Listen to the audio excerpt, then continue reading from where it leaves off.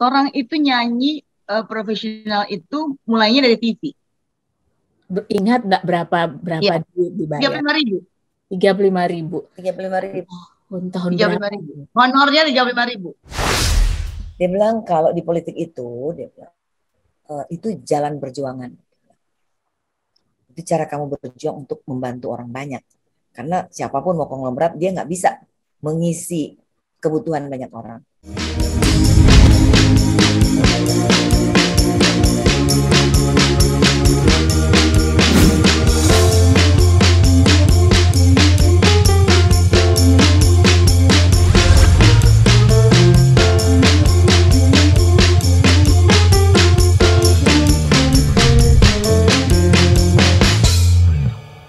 Oke, kalian semuanya senang bisa kembali ada di YouTube channel kami. Kontennya Planet Earth, What's Going On, Chit Chat with Mariska. Dan yang saat ini akan chit chat dengan Mariska adalah dua perempuan tangguh dan cantik, Tillman Sisters. Apa kabar? Senang bisa bertemu. Lihat ini ya, sambil makan, minum, boleh ya? Oh, boleh. Sambil makan, sambil minum, sambil kaki di mana? Santai. Santai, kita santai. Ini apa kabar? Ibu Greti dulu deh. Ibu Greti apa kabar? Kabar baik. Tambah cantik. Senangnya bisa bertemu. Ya. After 15 years ago, ya. 15 tahun lalu ya, pernah wawancara saya ya. Iya. 15 tahun lalu kan? Iya. Pagi baik. Sekarang di Amerika malam ya. Saya menyapa teman-teman semua. Kan mau spring, jadi dia masih jam segini masih terang, masih. Dia nanti oke. Jam 8 baru jam 8. Malam terang. Ibu, sekarang kalau kita start dari masa muda boleh ya? Throwback itu boleh. Boleh. Itu boleh. Kapan tuh mulai pakai baju yang sama, semua sama, dan akhirnya tuh berhenti di usia keberapa tuh yang semua sama, tas sama, sepatu sama? Dari umur 6 tahun, dari kecil lah ya, sejak kecil. Dari lahir lah samaan. Dari bayi sampai kemudian SD, SMP, SMA masih pakai baju yang sama. Kemudian jeda karena udah pada menikah, tapi sekarang banyak juga baju yang sama. Karena dress code, nggak kembar pun banyak baju yang sama. Arisan lah, ibu-ibu gaul ya sekarang pakai baju yang sama seringnya. Jadi saya sama Grace sekarang memiliki banyak baju yang sama juga setelah sudah memiliki anak-anak yang sudah besar-besar. Gitu loh. Ini sebenarnya yang duluan lahir siapa tuh? Ibu Grace apa Ibu Greti? Yang duluan. Greti Nelly Tillman namanya. Greti Nelly Tillman. Greti Nelly Tillman. Berarti Greti yang kakak dong ya? Ya. Baru Grace. Ayo Grace, namanya apa? Grace Nettie Tillman. I'm Grace Nettie Tillman. Oh my God. Gini kita susah. Bedanya 15 menit. Bedanya 15 menit. Oke. Ya. Kemudian, tapi waktu itu di Manado, Ibu Grace dan Ibu Greti itu dulu kecilnya di Manado atau di Jakarta atau? Iya. Manado. Sampai SMA di Jakarta, di Manado. Lahir, besar, dan sampai lulus SMA di Manado. Setelah itu, setelah lulus SMA, pindah ke Jakarta karena mengikuti orang tua yang pindah tugas ke Jakarta. Loh, ini sekarang sampai kemudian masing-masing nggak janjian pakai baju sama. Sampai kemudian masing-masing dapat jodoh di Jakarta.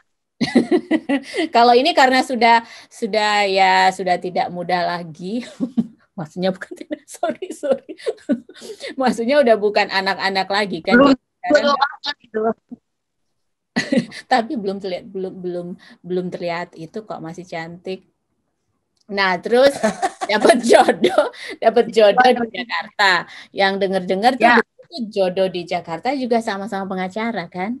Sama kan, Ibu? Oh, pengacara. Wow. Sama insinyur.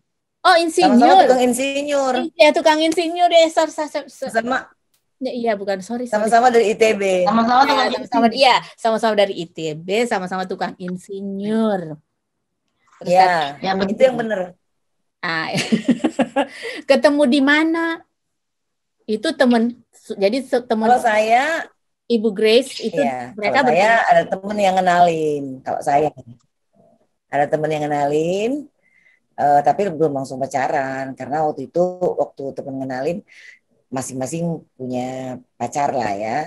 Kemudian bisa, maksudnya lama tidak bertemu kurang lebih 6 tahun. Beliau ngambil S2 di Kanada, terus saya sempat ke Amerika, kembali ke Jakarta, ketemu lagi, diketemuin lagi sama temen. Dia bilang, kayaknya lu temennya ini dia kenal sama temen Ana, dia bilang. Dia ketemu lagi, udah pacaran 2 tahun nikah. Ibu Grace Gitu. juga gitu, temennya, pacarnya Ibu Grace Iya, kenal. yang kenalin teman ke saudara kok yang jadi jodoh. Teman kenalin saudaranya, ya udah jadi jodoh deh. Tapi mereka Setelah saling kenal berproses. nggak? Mereka. Enggak, Oh, Nanti setelah Kan menikah ITB-nya masing-masing besar. menikah. terus setelah jadian jalan bareng, nikah.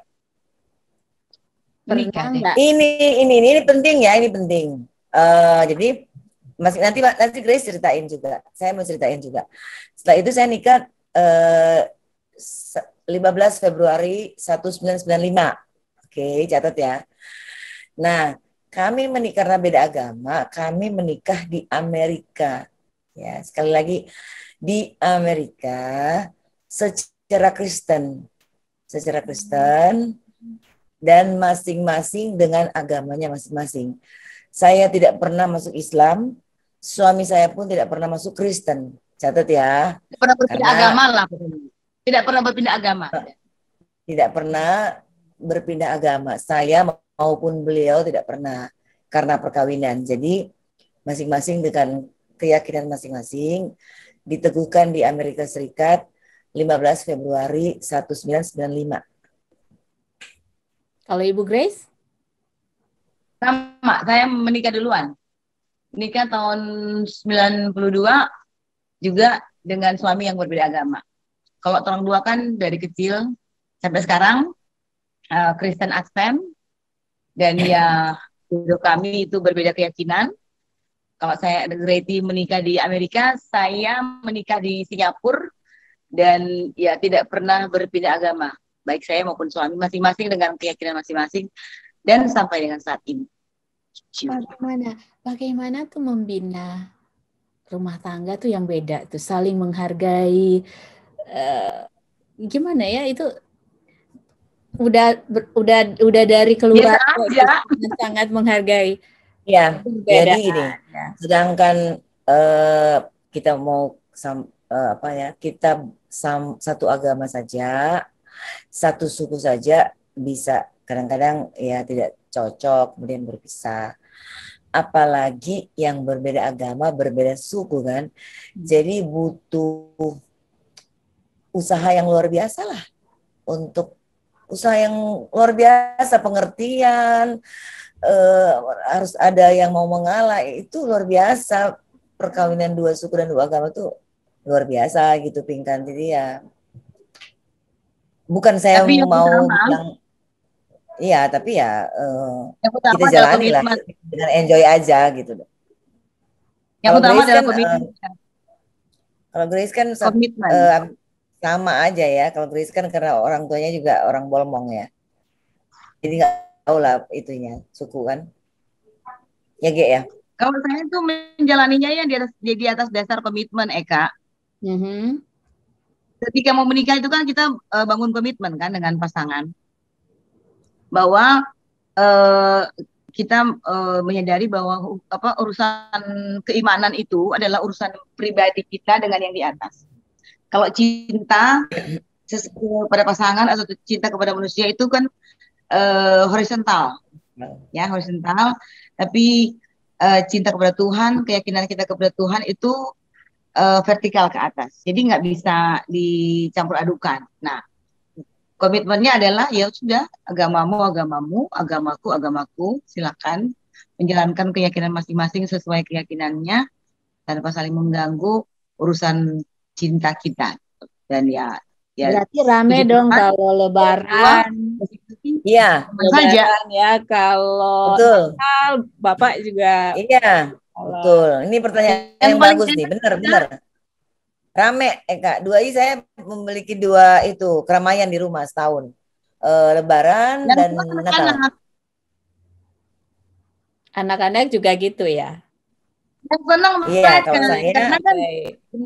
mereka kan satu tahun kan 2 kali dapat hadiah.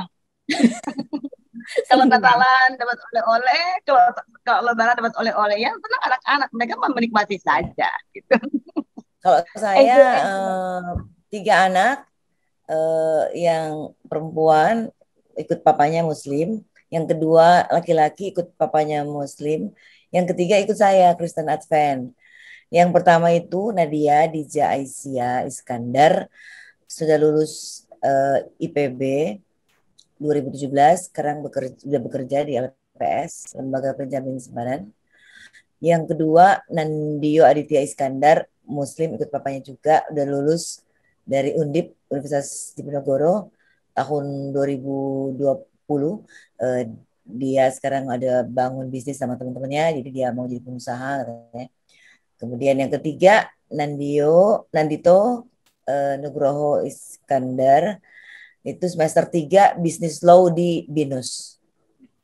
Itu anak saya. Itu kesepakatan bersama. Jadi mereka memilih sendiri. Ibu membebaskan mereka untuk memilih mereka mau ikut yang mana.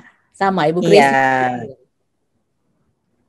Iya, ya komitmen kan begitu. Pokoknya terserah anak, ya terang mendidik, membimbing mereka ketika masih kecil, dan kemudian setelah mereka dewasa, mereka silakan memilih.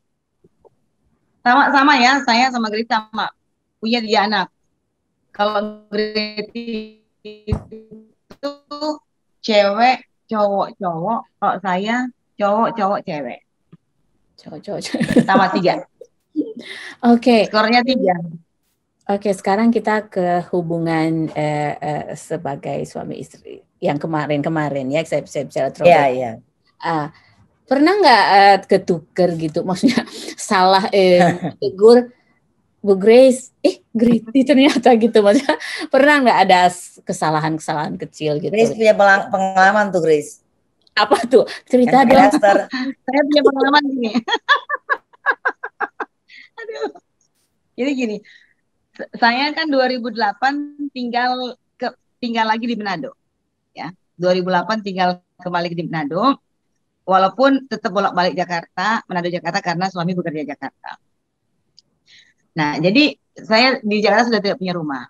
Jadi kalau kemudian saya ke Jakarta, suami istri tinggal sendiri ya. Kalau saya tinggal ke Jakarta, saya itu suka nginep di rumahnya Greti. Nah, jadi sekali waktu kita lagi ngumpul di rumahnya Greti. Nah, kalau lagi ngumpul gitu kan, ya karena di rumahnya Greti ya turun 2 kamar, dari badan sama, apa semua postur juga sama, jadi biasanya tuh saya bawa koper, ya, gitulah kan. Jadi satu pagi saya pakai dasternya Greti, biasa sama mama kan, pagi saya lagi cuci piring. Terus tiba-tiba suami saya, karena ya sama orang kembar, suami saya tidur di bawah, saya malah itu tidur dengan Greti. Jadi bangun pagi saya cuci piring kan di ruangan atas, tiba-tiba ada yang meluk dari belakang. Jadi, tapi waktu itu Ibu Grace taunya kan itu suami ya? Iya. Tiba-tiba ada yang meluk saya dari belakang. Saya tuh kaget, suami saya juga kaget, orang yang meluk saya kaget. Saya kagetnya begini, waduh, jangan-jangan yang meluk saya suaminya Greti gitu kan, karena baju yang saya pakai itu baju istri. Dasar aku. Jadi kemarin nggak, saya lagi asik cuci piring, tiba-tiba ada yang muluk dari belakang. Saya kaget luar biasa kan. Saya kagetnya berpikir begini, tuh jangan-jangan suaminya Greg yang meluk saya. Karena dia pikir ini baju-baju istrinya dia meluk saya kan. Terus saya lihat ke belakang, nah yang meluk saya juga kaget. Terus langsung dia bersuara, kenapa mah? Wah, saya tahu itu suara suami saya. Sebenarnya saya kaget, saya pikir takutnya kamu ngelihat baju, saya pikir suaminya Greg lihat baju ini yang saya pakai ini. Suami itu dia meluk saya kan. Terus kata suami saya gini, loh, Ma katanya, kamu kan istri saya, ujung kaki, ujung rambut, mau dari belakangku, dari manapun, saya udah kenal kamu kan, jadi walaupun kamu pakai bajunya siapapun, saya tetap kayak gitu, tapi ya, kurang lebih itulah ya.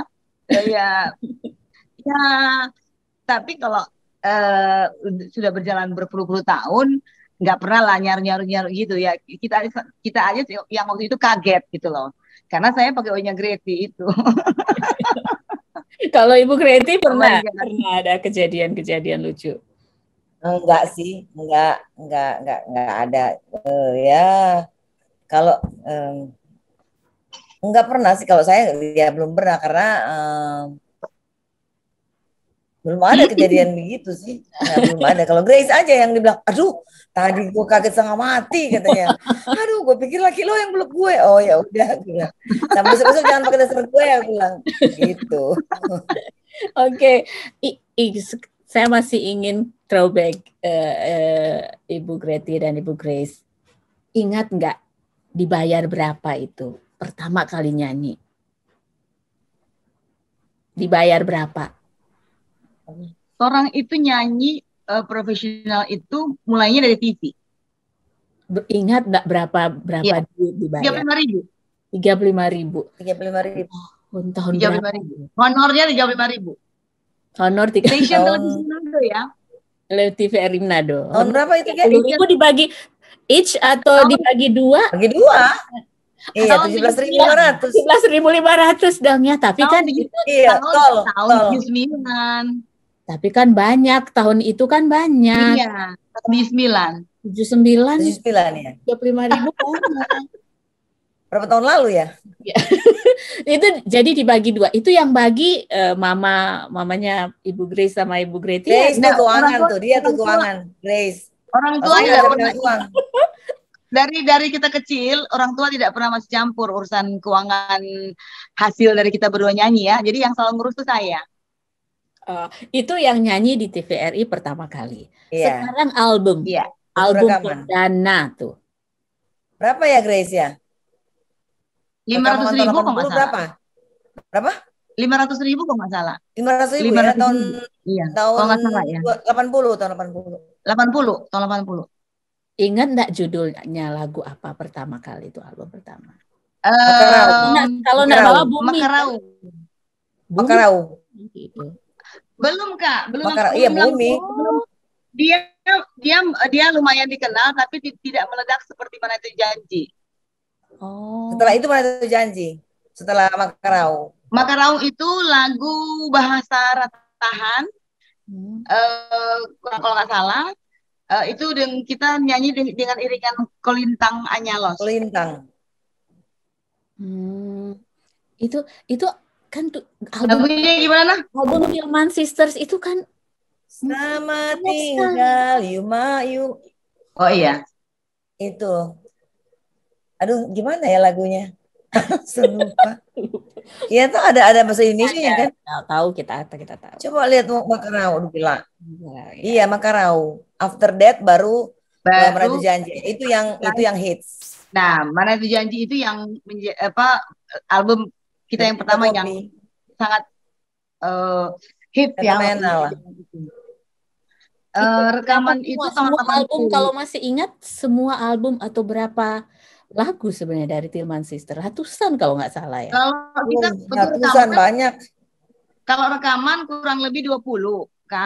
Rekaman kurang lebih 20. Terdiri dari lagu pertama lagu daerah dengan iringan kolintang. Kemudian lagu Manado dengan iringan kolintang. Kemudian lagu Manado dengan iringan band.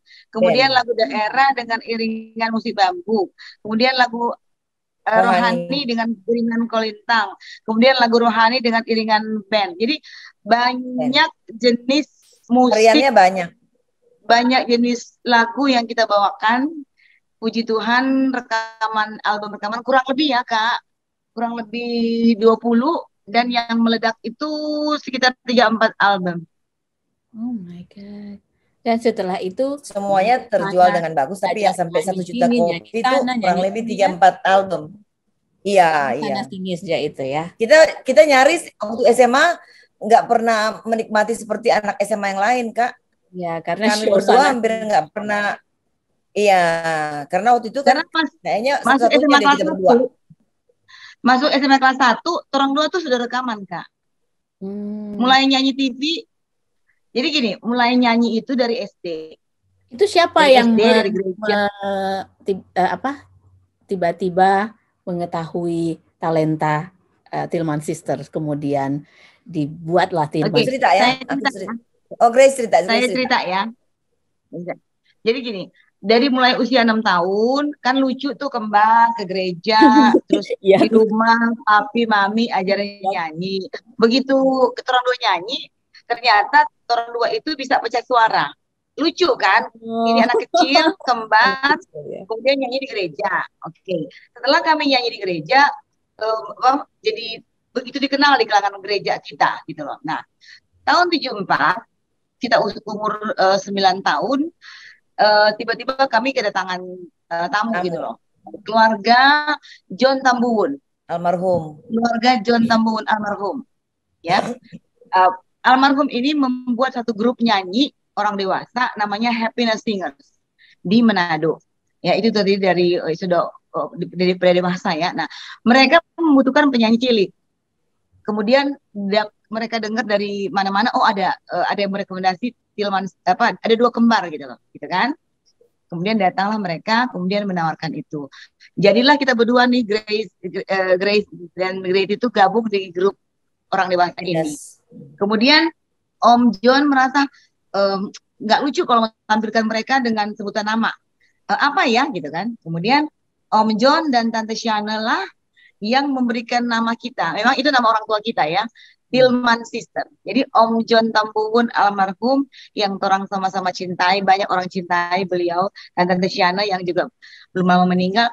Itu yang memberikan kakaknya Tante Day. Kakaknya Tante Day Tambuwun. Memberikan nama itu kepada kita untuk kalau ketika kita mau menyanyi The Happiness Singers dan Tillman Sister, gitu kan? Nah, jadi booming lah kemana-mana. Itu sekitar umur 9 tahun, 9-10 tahun. Berjalan waktu, kami acara kantor papi, suka nyanyi juga. Nah, sekali waktu, kami kelas 2 SMP, kalau nggak salah, ada acara di kantornya papi, ada band. Ya, kami diundang nyanyi. Di situ, kami nyanyilah berdua. Tapi sebatas tamu yang datang, kemudian nyanyi. Nah, kemudian band itu melihat ada Dr. Susilo namanya.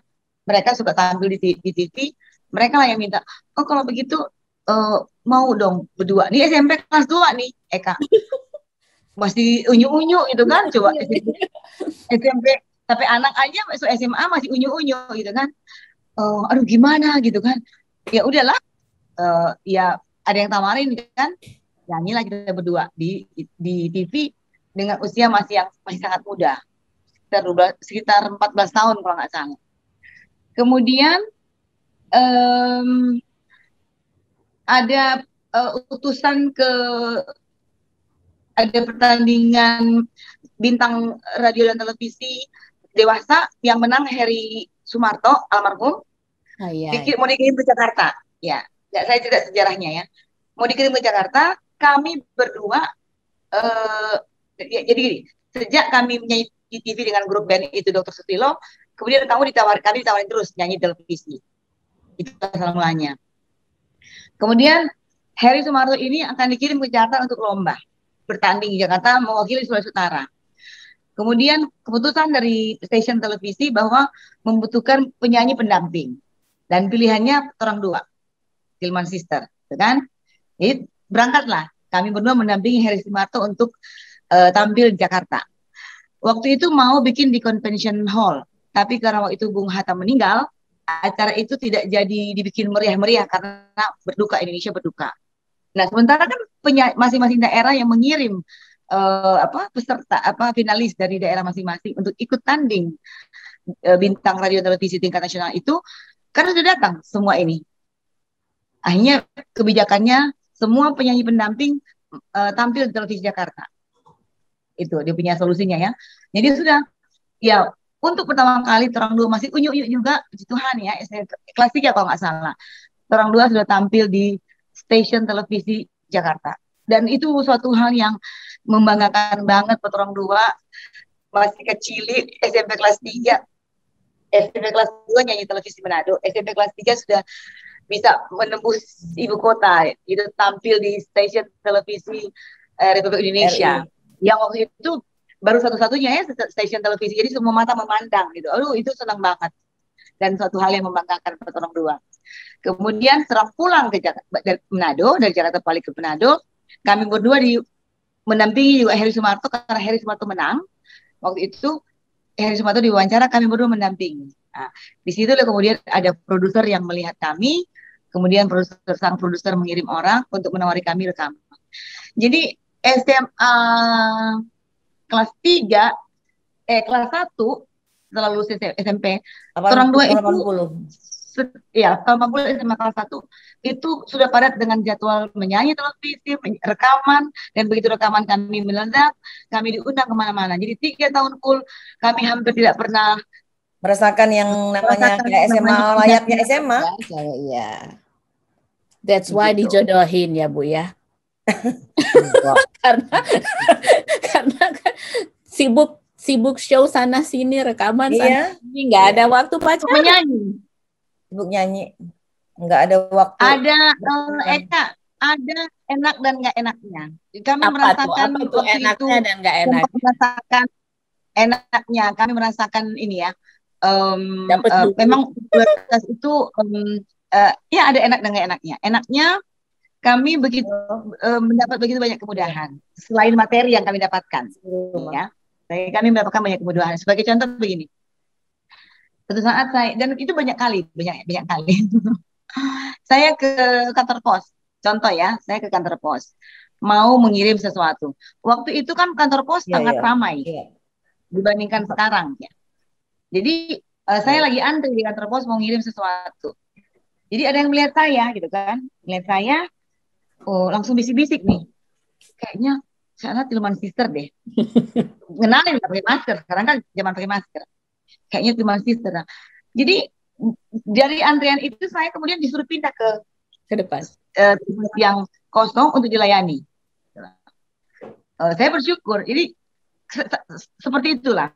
Karena ketenaran kami. Jadi waktu SMA itu kami sudah merasakan menjadi orang yang sangat populer di Sulawesi Utara. Dimana kalau satu saat kami ada di suatu tempat, orang ngajar-ngajar mau foto. Satu lagi, pernah kami lagi di restoran mau makan, lihat ada satu keluarga masuk gitu kan. Sekarang kan sudah zaman HP, anytime ketemu orang foto selfie. Kemudian satu keluarga ini masuk melihat kita berdua, aduh ada Tillman Sister gitu kan. Terus mereka datang, salah satu dari mereka datang nyamperin kita, terus bilang begini, boleh nggak? Tillman Sister, iya. Boleh nggak tunggu sebentar? Kenapa? Kita mau pulang ke rumah, mau ambil kamera, mau foto. Sampai begitu. Iya. Jadi saya ingat banget kita makan di restoran, di salah satu restoran di daerah Malalaya. Jadi yang kemudian ya karena keadaan seperti itu, oke, silakan. Jadi mereka meminta karena kita mungkin lihat orang semua selesai makan, boleh nggak membuat tunggu sedikit, orang mau pulang ambil kamera, mau foto kata dengan Tillman Sister. Oh boleh. Jadi tunggulah orang ambil kamera ke foto, no? Contoh. Zaman itu kan masih 36 kali, kan? Iya. 36 kali foto. Itu habis 24 kali. Makanya. Begitu dah. Jadi luar biasa. Kalau yang enggak enak, jadi namanya ada enggak enaknya. Kalau enggak enaknya apa tuh? Enggak enaknya kehilangan privacy. Iya. Sama. Kayak misalnya ke toko kan, ke toko. Nggak enak nawar. Nggak enak tawar. Jadi ke toko dengan orang tua, mau belanja. mau belanja Kak, kan sudah enak kan, begitu masuk toko langsung bisik-bisik orang terima kasih gitu kan, mau tawar saya nggak enak, ya udah no, biar berapa harga itu ya beli jono tuh sepatu. Oke, oke. Sekarang saya ke Ibu Greti, bukan Ibu baru saja turut berduka cita, Bu. Ibu baru saja Ya, kehilangan suami tercinta. Saya ya, berbelasungkawa, tapi ada satu hal yang saya ingin tanya ke Ibu, karena Ibu menikah 2 kali dengan orang yang sama. ya, Bagaimana kalau Ibu bisa share, share. berkenan untuk share? Eh, jadi saya mau simpulkan bahwa saya dengan suami itu berjodoh. Mau Ya, apapun mau dipisahkan oleh apapun juga ya kami berdua jodoh. Itulah takdir saya. Takdir saya adalah Insinyur Nuradi Iskandar MN. Itulah takdir saya. Itulah jodoh saya. Karena ya ada dalam rumah tangga nggak ada persoalan. Dan kemudian kita memutuskan berpisah tahun 2013, tapi kemudian kita menikah lagi 2019. Jadi saya selalu bilang ke teman-teman, saya menikah 2 kali. Saya juga janda 2 kali dengan orang yang sama, gitu loh. Karena yang dan bagi saya itu adalah yang luar biasa adalah saat kami berpisah 6 tahun itu sama-sama tidak menikah. Saya maupun suami 6 tahun tuh nggak pendek kan, cukup lama.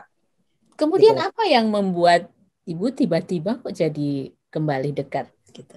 Jadi gini, Komunikasi biasa kalau yang perlu seperti pisah gitu bagaimana? kan ya belum ngomong lah 1-2 tahun tuh belum ngomong. Tapi kemudian 2017 pada saat anak saya wisuda, saya bilang, ini Nadia mau wisuda 2017 ya, eh, mau hadir nggak? Saya bilang. Kan lebih bagus masih orang tua masih ada kok, ya dua-duanya lah hadir. Ya saya mau buka pembicaraan, saya WA. Oh, oh iya iya iya kalau kalau mau hadir kan biasa seorang kan dress code tuh zamannya dress code kemana-mana sama kan gitu. Jadi mau saya mau bikin seragam, Grace pun tak bikinin sama yang hadir pokoknya. Udah kirim ke meja, saya bikinkan sama, terus kita hadir bersama-sama. Ya kan lebih bahagia kalau anak tuh dihadiri oleh mama papa.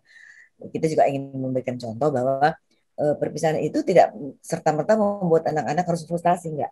Dan Eka puji Tuhan anak saya yang perempuan ini di masa-masa sulitnya dia ya kan Nadia tuh masuk kuliah 2013 di masa kami paling mengalami guncangan hidup lah kan. Jadi dia baru masuk kuliah, kemudian baru 3 bulan kuliah, kemudian kami berpisah.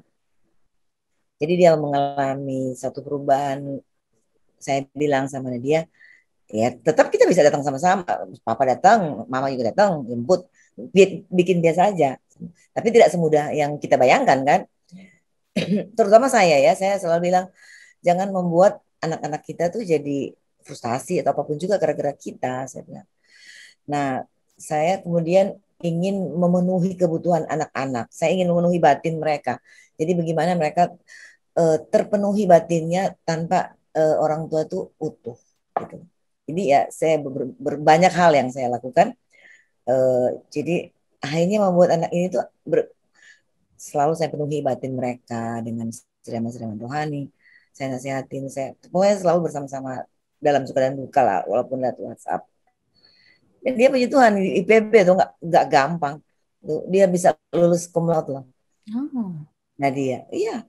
Dan dia semasa range tempat jadi dia lulus 3,5 tahun ya.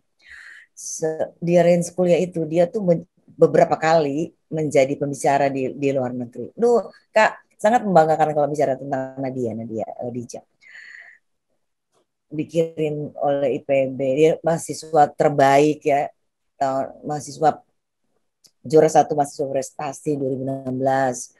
Dia dikirimin ke Turki, sempat mewakili IPB juga ke Hong Kong acara Harvard, eh, ke Cina pertukaran mahasiswa. Jadi saya bisa simpulkan Kak bahwa bukan berarti orang tua berpisah itu anak-anak frustasi, kehilangan kendali, kehilangan arah, enggak.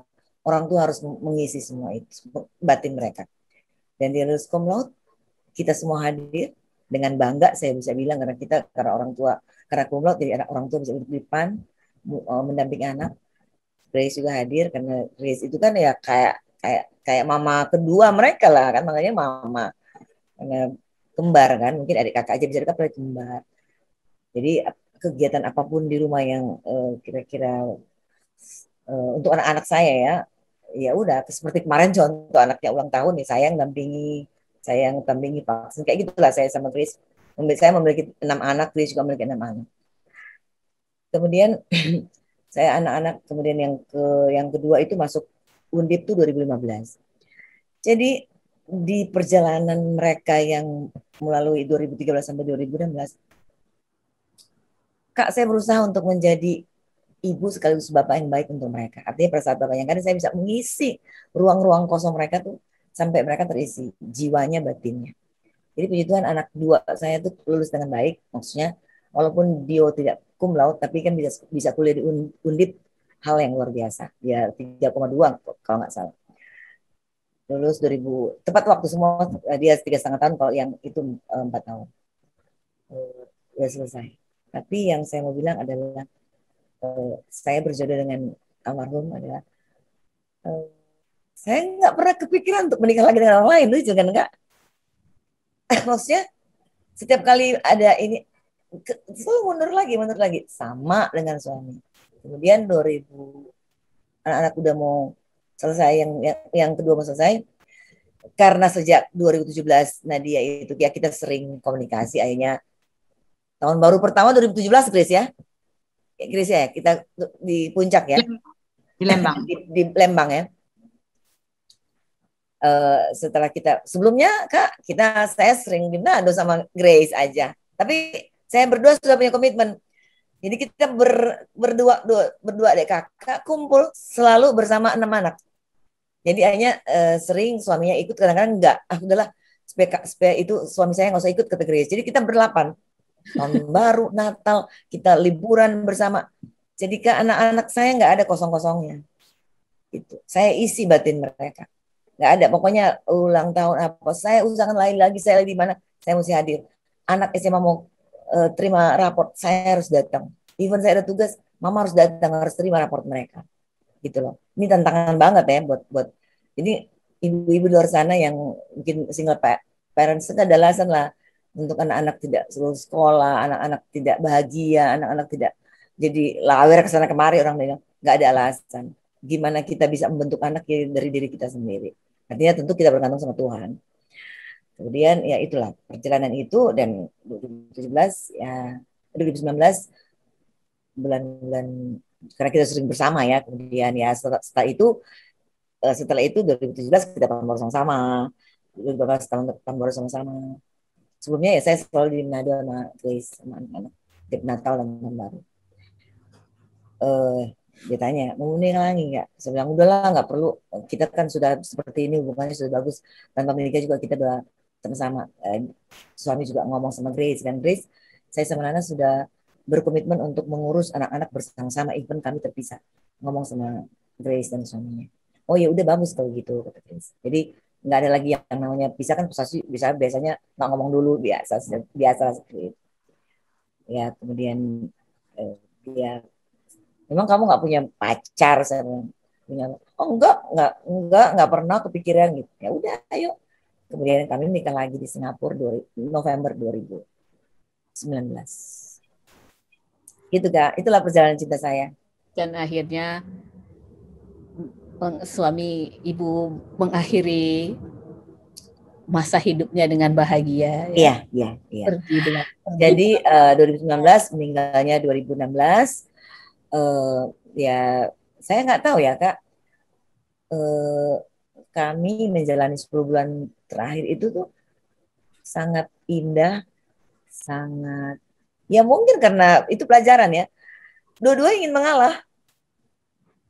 Dua-dua biasanya kan biasa orang egois ya, sama-sama. Dua-dua kan punya pekerjaan masing-masing, jadi sama-sama egois mungkin. Tapi pada saat kita menikah, kita bersama lagi, dua-dua rasanya pengen mengalah. Dua-duanya pokoknya saya kadang terus mana yang mau dipakai ini, jalan kamu, jalan putusan ini kamu tuh, ya udah yang terbaik aja, seperti itu. Saya juga selalu menyempatkan untuk selalu bersama-sama dan saya sering masakin aja ya. Soalnya saya bekerja juga, saya pagi usahakan masakin dulu sebelum ke kantor, makan pagi minimal saya masak untuk almarhum. That's so Ya, sweet. so sweet. Pokoknya kita menjalani itu 10 tahun, 10 Meninggalnya bulan. tahun lalu, bukan meninggalnya 2016. Meninggalnya tahun lalu. 2019. Hah?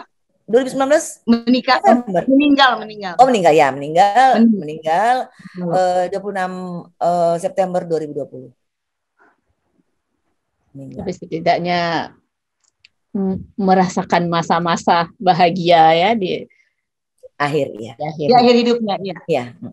Aku senang Kak, aku senang karena di aku bisa mendampingi beliau ke pemakaman dengan saya kalau ingat itu pengen nangis. Kenapa? Kebayang kalau saya belum kembali bersama. Aduh, saya cuma datang sebagai tamu Kak. Saya mendampingi anak-anak saya. Aduh, saya sedih untuk almarhum kan.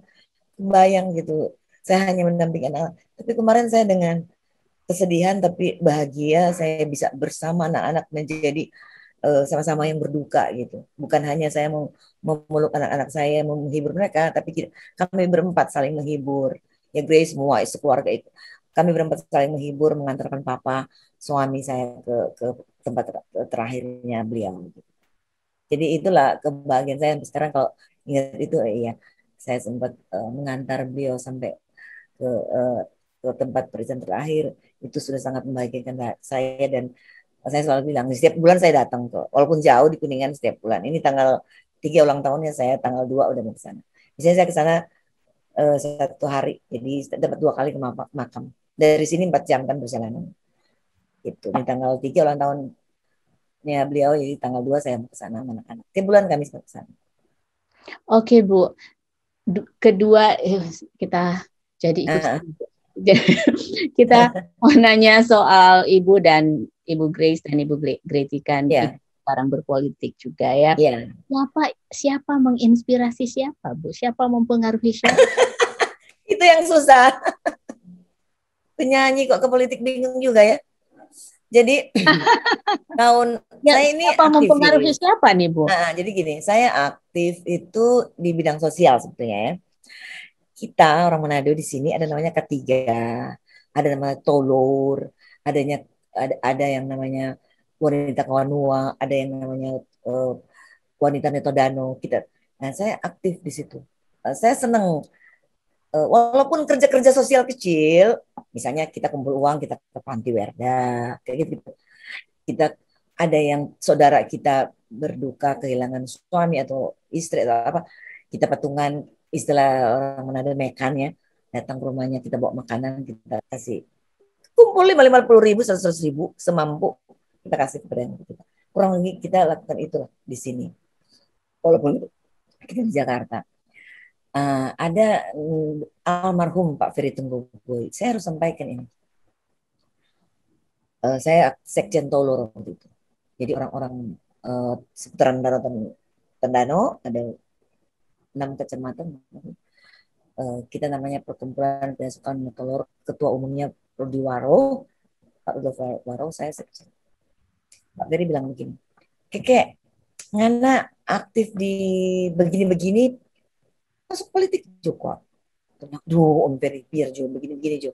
Kita bilang, itu 2003. 2003. Aduh, nanti Jo Om Ferry, kita bilang. Kita begini-begini aja senang, yang penting kita masih bisa merasa hidup saya bermanfaat untuk orang lain sekecil apapun. Saya bilang. Dia bilang kalau di politik itu, dia bilang, itu jalan perjuangan. Itu cara kamu berjuang untuk membantu orang banyak. Karena siapapun mau konglomerat, dia nggak bisa mengisi kebutuhan banyak orang.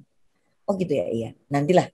Kemudian ada kampanye 2004, beliau itu kita bantu, saya sama Grace sebagai tim sukses lah, ikut bantu. 2015 beliau calon 2005. 2005 bukan 2015. Ya, sorry, 2005. 2004 pileg, kita ikut bantu di kampanyenya beliau. 2005 beliau maju calon gubernur, walaupun kalah di nomor 2 ya dari Pak Sarundayang almarhum. Kami berdua tim sukses 2005.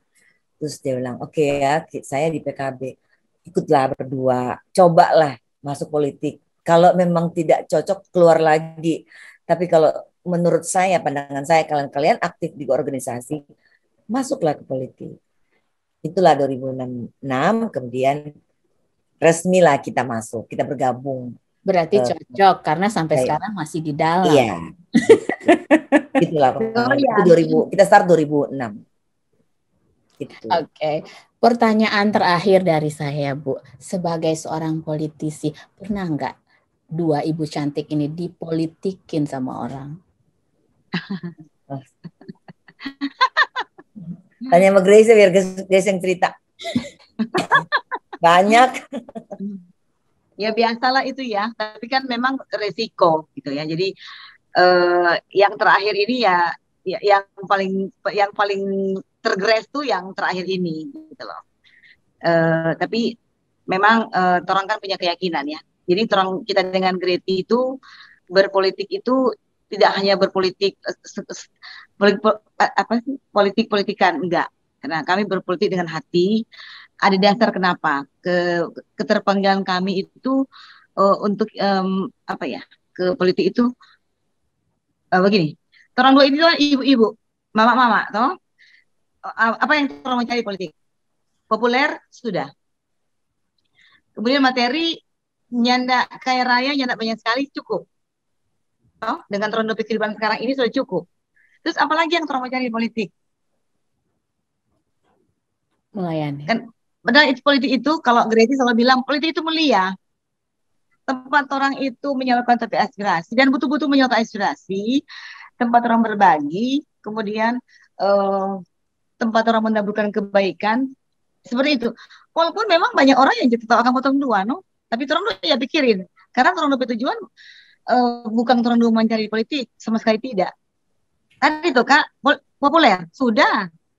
Orang dua tidak populer Indonesia, tapi Indonesia Timur orang dua paling tidak begini. Suatu saat suami saya ada di hutan lagi, dia kan insinyur yang ada ya begitulah proyek-proyek begitu di hutan. Dia lagi bangun ada pabrik yang dia dibangun. Suami dengar katanya ada orang bersiul di tengah hutan nyanyikan lagu sampai 2 lagu. Gitu ya. Jadi bilang, aduh di hutan di Kalimantan. Aduh itu sampai main 2 lagu. Suatu saat dia di Papua. Tugas Papua, dia mau masuk hotel, biasanya kan kalau di hotel itu kan ada back sound ya, back sound lagu. Dia masuk, dia dengar istri pesuara lagi yang di sini. Jadi istilah gitu loh konser dari segi populer. Iya nggak Kak? Apa yang mau cari populer? Enggak.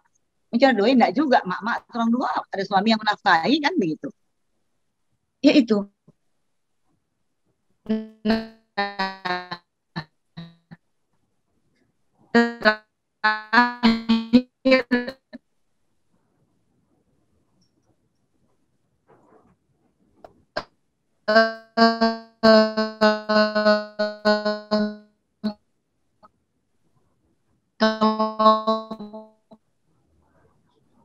Suaranya hilang, Bu Grace. Yang terakhir kita nggak dengar. Suaranya hilang.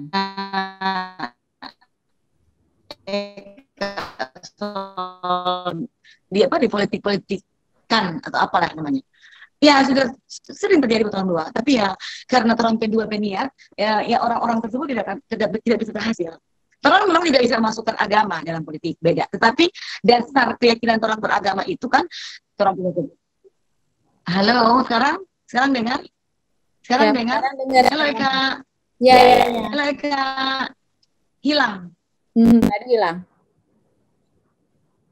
Aku mau kasih closing statement ya. Oke. Ya. Politik itu adalah pekerjaan paling mulia sebetulnya. Paling mulia. Kenapa? Kenapa saya bilang paling mulia? Saya bekerja untuk orang banyak. You can imagine. Saya bekerja nih untuk orang banyak. Itu the real politik sebetulnya itu. Saya bekerja untuk kepentingan orang banyak. Misalnya begini. Karena saya di partai, saya punya pengaruh. Pak, di sana ada bencana di Manado 2014. Gimana caranya lah Pak, tolonglah Pak, bantulah kami saudara. Tahu Kak berapa? 2 miliar dikasih. Saya bawa ke Manado. You can imagine? Berarti itu mulia. Karena ada power di situ. Sekarang tinggal kita bagaimana manusia yang mengikuti itu. Apakah kita akan salah, menggunakan secara salah atau secara, tolong Pak, ini ada banjir. Bukan uang saya kan, Kak? Bukan uang saya. Paling kita pertama begitu ada banjir, berdua, ada berapa? Ada 10 juta, 20 juta. Mari turun patungan beli sembako. Paling tinggi 50 juta. Turun dua bisa kasih untuk berbagilah tetangga-tetangga yang dekat-dekat rumah orang di Tikala Baru, Grace. Toh, itu paling sering banjir. Udah patungan, Grace berumah jadi posko. Itu. Tapi segitu besarnya apa mampu 50 juta untuk begitu banyak orang? Saya saya telepon. Ya udah, apa aja perlu? Saya perlu selimut, saya perlu ini, saya perlu sembako, saya perlu seragam. Kirimin 2 kontainer Kak, senilai 2 miliar. Itu antara lain Kak. Itu antara lain. Banyak lagi peristiwa lain. Walaupun kita di-tricking. Jadi saya mau bilang bahwa politik itu pekerjaan paling mulia. Politik itu memanusiakan, bukan membinasakan. Ya. Jadi kalau ada orang-orang yang menyalahgunakan kekuasaannya untuk hal-hal yang di luar itu, ya berarti konsep tentang politik itu berbeda dengan saya. Iya, ya. Tadi Grady selalu bilang sebagiannya, ya tujuannya orang luar, saya nggak tahu orang lain, monggo silakan. Masing-masing punya cara berpikir sendiri, masing-masing punya niatan sendiri, itu fine. Itu mulai persoalan. Tapi orang luar ke politik, karena tadi type dua, itulah. Politik itu sangat mulia, sama sepakat. Orang tidak memang tidak bisa mencampur adukan agama dengan politik, tidak bisa. Tetapi nilai-nilai agama yang orang yakini, yang orang imani, semestinya masuk menjadi orang punya dasar untuk orang mau melakukan sesuatu. Apakah orang di sosial, apakah di politik, itu menjadi dasar, Kak. Kebaikan, ketulusan, cinta kasih, itu menjadi dasar. Jam baku siku. Terakhir kita mau disiku, Kak. Tapi ya, karena saya berpikir begini, Tuhan kan dalam perut seorang ibu itu Tuhan so bilang, Grace menjadi ini, Grace menjadi ini. Satu tak tahu bilang, kebanggaan juga orang-orang Manado, kita pribadi tapi sister, Eka juga sebagai Eka yang kenal, Grace Tilman. Now dia siapa? Staf khusus Menteri Perdagangan Republik Indonesia. Grace Tilman. Oh, kita bangga sekali tapi gambar. Saya juga. Dan itu juga, iya, dan itu adalah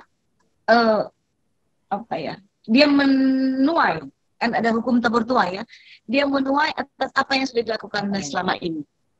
Kerja-kerja politiknya ini Tuhan sok kasih. Nggak mudah lah sayang untuk dapat itu. Karena apa? Ya orang lihat ya, orang kalau ditanya politik, orang di PKB. Ya. PKB punya 4 menteri di kabinetnya sekarang, Jokowi. Dan PKB punya 8 staf khusus menteri. 8 Eka. Di antara begitu banyak kader yang ada di PKB, Grady salah satunya. Gitu. Mungkin buat orang lain, cuma staf khusus biar jauh ke sana. Tapi buat kita, buat orang keluarga, dan mungkin buat cukup sampai kenalan, sampai orang-orang yang ada di sekitar orang, itu sesuatu yang Tuhan ada kasih Pak Grady lewat sampai partai. Itu luar biasa. Staf khusus buat perempuan-perempuan di Sulawesi Utara juga. Iya. Itu luar biasa. Dan itu salah satu yang Tuhan sok kasih. Kan hukum tabur tuai kan ada. Apa yang terang tabur itu yang terang tuai. Ya. Terang menabur kebaikan, terang akan menuai kebaikan. Terang menabur kejahatan, terang akan tuai kejahatan. Jadi itulah menjadi dasar. Kalau manusia tahu tuh hukum tabur tuai, ya jangan bikin jahat dong. Nah, terus terang, siapapun orang mau bikin jahat atau orang tidak mampu. Kita yakin ada trompet Tuhan yang selalu melindungi, menggendong. Amin. Satu hal lagi ya, Eka. Kita tidak alergi bilang ini. 2 tahun lalu kita pesisir sempat ada, ya entahlah bagaimana caranya orang sirik atau apa, pokoknya melaporkan kemudian pesisir ditahan di Polda selama 65 hari. Luar biasa Eka penyerahan Tuhan, 65 hari Eka. tapi orang dengan keyakinan, orang puasa siang dan malam, berdoa siang dan malam, dan tentu dengan usaha-usaha yang orang lakukan. Puji Tuhan, pengadilan negeri menyatakan mengabulkan permohonan Greti, dan status yang dikenakan oleh kita sister Greti sebagai tersangka itu dicabut. Itu luar biasa. Luar biasa. Ini itu sudah untuk kesekian kalinya orang mau coba mau apa ya, Tuhan ada menggendong menjaga orang dua karena niat-niatannya orang itu 2018 itu kan menjelang pileg. Jadi sebegitunya ada ya. Ini menjawab pertanyaan tadi ya, juga menggelitik, tapi kurang lebih itulah ya. Ya, orang juga nggak mau cerita karena tanya, orang jawab. Antara lain itu, Dang. Tapi orang tahu kan. Iya, karena tuh punya keyakinan, orang peniat tentang di politik itu mulia, ya kita yakin Tuhan akan angkat. Dan ingat Kak, waktu di Greti ditahan, kita bilang begini pada dia, tidak pernah kita menangis datang ke jenguk pada dia di Polda. Selalu walaupun kita cuma nangis di kamar, kita menyanyi sendiri, menangis ke Tuhan dan berdoa ya putus-putus. Tapi ketika kita datang, begitu masuk di Polda, di tahanan, kita langsung riang gembira, menyanyi. Datang ke dia, menangis dan kasih semangat, dan kita bilang karena menjadi orang besar.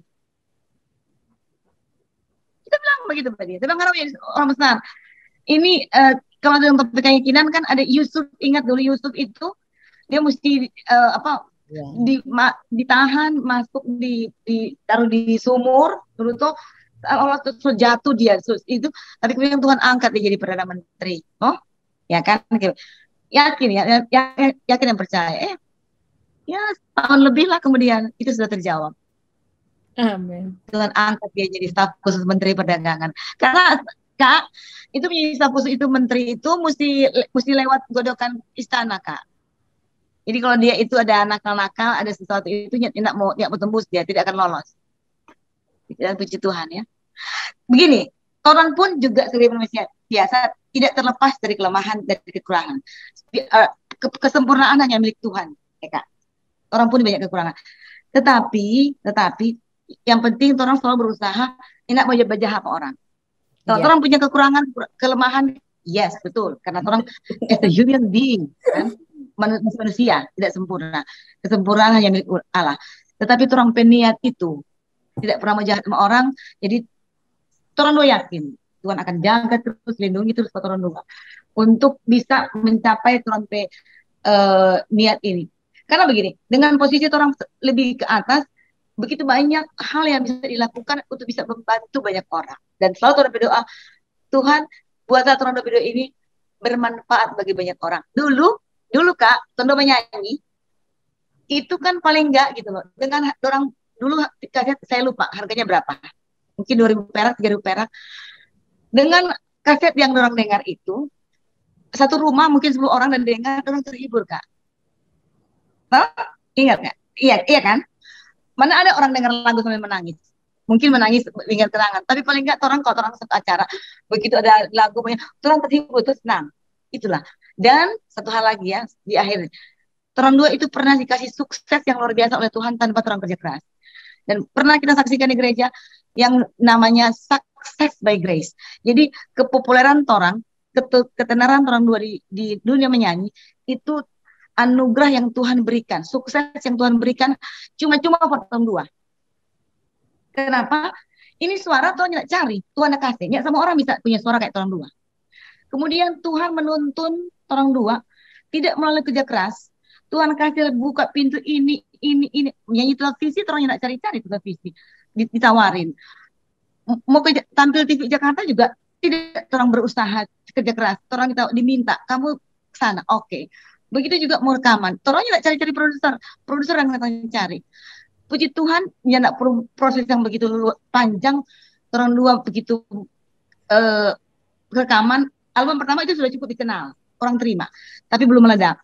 Begitu kedua langsung meledak. Itu luar biasa. Jadi kita saksikan sebagai success by grace.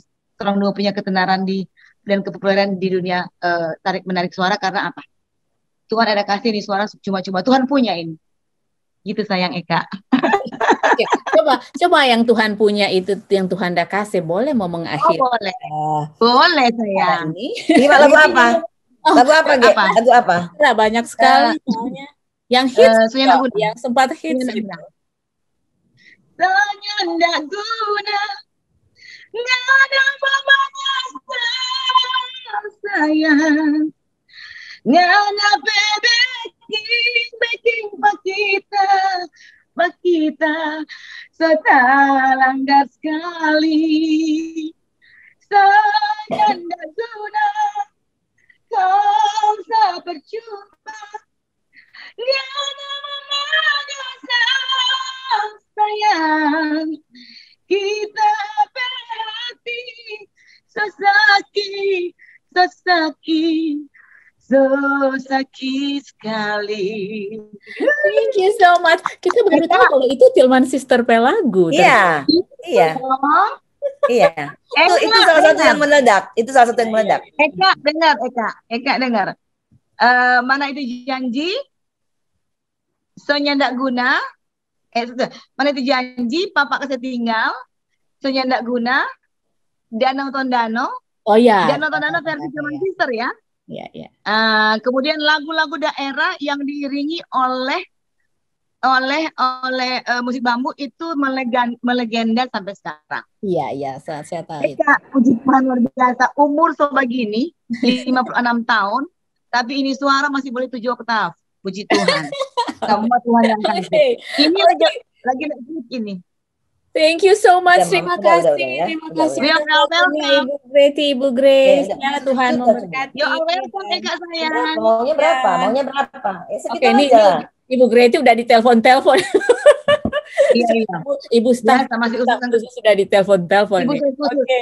Bye. Oke sayang. Sampai ketemu ya. Nanti Kak ulang nanti kalau kita di Manado ya. Akhir April kita di Manado bisa nyanyi, bisa live.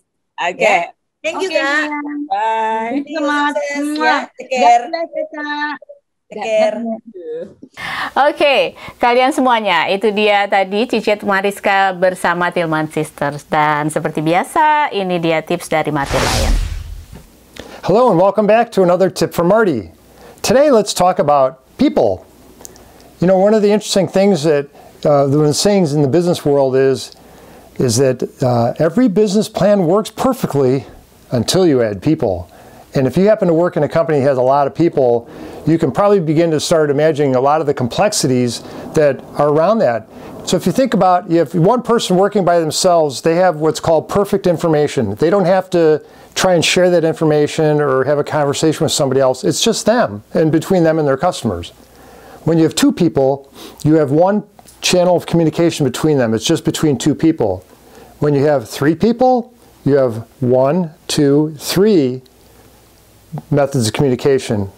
You can see where this is going. When you have 4 people, you have 1, 2, 3, 4, 5, 6 points of information or method or routes of information, and you had 7, it keeps growing. So what you have is instead of doubling the number of or having a steady growth of terms of complexity of information sharing, it ends up describing a curve like this. It's a geometric progression. So what that really means is the more people you have, the harder it is to communicate and get points across. And the number one complaint about every company across the globe is lack of communication.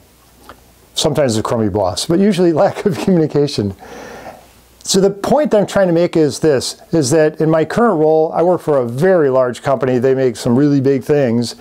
And one of the things I initially set out to do right away is that there are so many people and so many functions, and I don't even know what a lot of these roles are. I still don't know what a lot of them are, that I realized I need to start putting myself on some kind of a cadence or a diet to start to get to know people. And so I literally put on my standard work that I have every day. I have two last goals of the day. One is to introduce myself to 3 people a day, and the second is to praise 3 people a day.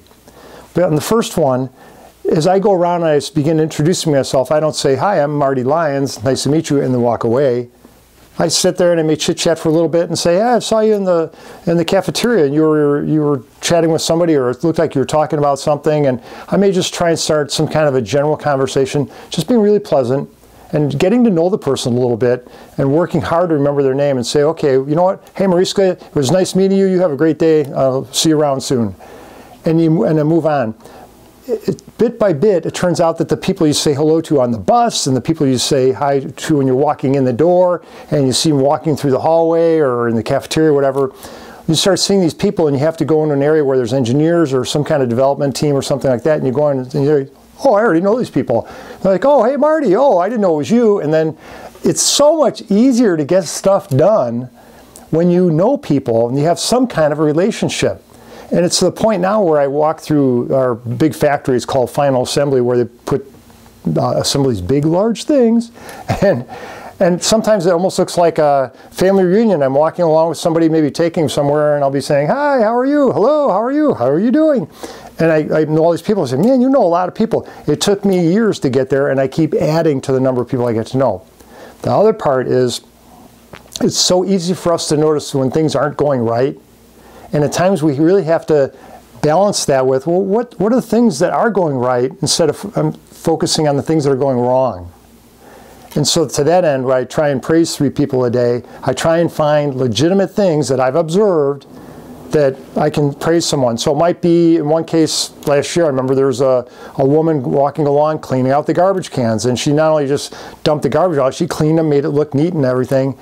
When she came along by our area, we were sitting there chatting with the guys, and I said, hi, what's your name? And introduced myself, and I said, are you open to some constructive feedback?